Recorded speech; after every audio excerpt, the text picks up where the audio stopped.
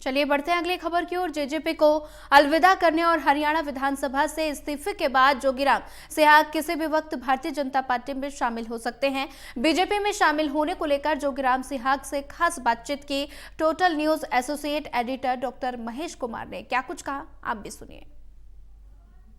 जननायक जनता party को अलविदा और हरियाणा विधानसभा से इस्तीफा देने के बाद बरवाला विधानसभा क्षेत्र में जोगीराम सिहाग लगातार वोटर्स के बीच बने हुए हैं और लगातार वोटर्स के मन की बात को समझने की कोशिश भी कर रहे हैं।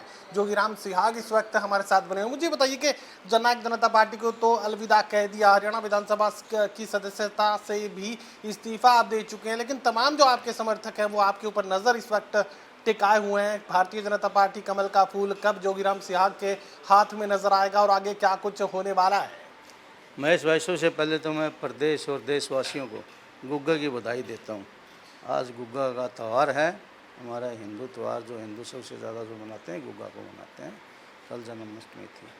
और रही बात ये जो पार्टी से इस्तीफा देने की और विधानसभा की सदस्यता से इस्तीफा देने की, तो ये जब पार्टी बदलनी है या पार्टी में रहना नहीं है, तो मैं ये समझता हूँ सबसे पहले जो है जिन्होंने विधायक बनाया उसका जो है वो त्याग पत्र देंगे, उसके बाद पार्टी छोड़नी चाहिए थी। मैंने वही किया और जनता के बीच में, वोटर के बीच में, साथियों के बीच में मैं हमेशा रहता हूँ। कोई आज नया नहीं है, वो मेरा चलता रहता है, रूटीन का काम है। 20 साल से मैं कंटिन्यू जो है अपने साथियों से जुड़ा हुआ हूँ। भारतीय जनता पार्टी के बेहद करीब यहाँ पर जोगीराम सिहाग को माना जा रहा है। लोकसभा चुनाव के दौरान भी रणजीत चौटाला को जिताने के लिए आप पूरा दमखम लगाते हुए नजर आए थे। अब बीजेपी का फूल कब आपके हाथ में नजर आएगा और टिकट की रेस में जोगीराम सिहाग आज कहाँ खड़ा है?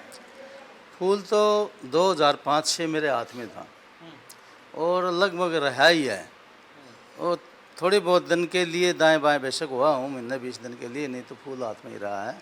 और पर देश हित में मैंने जो है लोकसभा में खुल के जो है भारतीय जनता पार्टी का कैंडिडेट की मदद की थी, ताकि देश तरक्की करे, देश सुरक्षित रहे, इसलिए की थी। चर्चाएं काफ़ी ज़्यादा गर्म हो चुकी हैं कि एक नानोद विधानसभा क्षेत्र का भारतीय जनता पार्टी का सबसे बड़ा, सबसे दिग्गज नेता अब आपके विधानसभा क्षेत्र में कूदने को तैयार है। देखो, भारतीय जनता पार्टी के बड़े नेता किसके बारे में बात करते हो मुझे नहीं पता, लेकिन कोई भी है जो भारतीय जनता पार्टी का बड़ा नेता है तो उसको तो मैदान में कूदना ही कूदना चाहिए, क्योंकि मैदान अब लड़ाई लड़ने का, राजनीतिक का समय है। यदि अगर वो घर बैठे रहेंगे फिर किस बात के बड़े नेता हैं, तो उन्होंने चुनाव जरूर लड़ना चाहिए। लेकिन बड़ा नेता अपना इलाका छोड़कर अगर आपके इलाके में कूदने को तैयार है तो फिर मजबूती कहाँ है?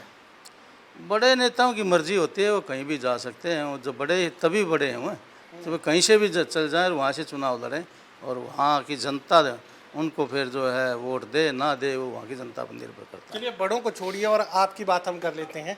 क्या कुछ अब मिजाज बनता हुआ नजर आ रहा है? क्या कुछ होने वाला है?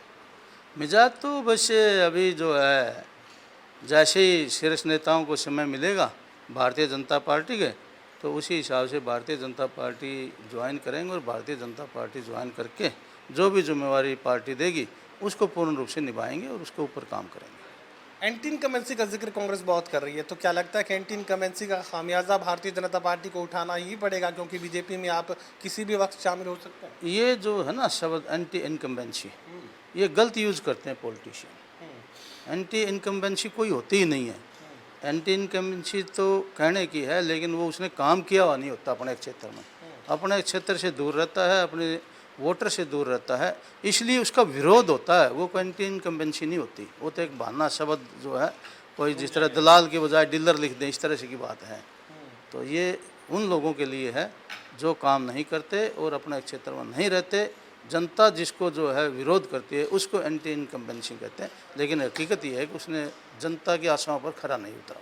चलिए, जोगीराम सिहाग अब किसी भी वक्त भारतीय जनता पार्टी का दामन थाम सकते हैं और भारतीय जनता पार्टी के दिग्गजों को लेकर किसी भी तरह की टिप्पणी करने से वो बचते हुए नजर आ रहे हैं। लेकिन साफ ही बात करें कि बरवाला विधानसभा क्षेत्र में एंटी इनकम्बेंसी जैसा कुछ भी नहीं है। लगातार वोटर्स के बीच वो बने रहे और किसी भी तरह की परेशानी का सामना उन्हें नहीं करना पड़ेगा। सोगी कमल के साथ doctor Mahesh Kumar, total news, Hisar.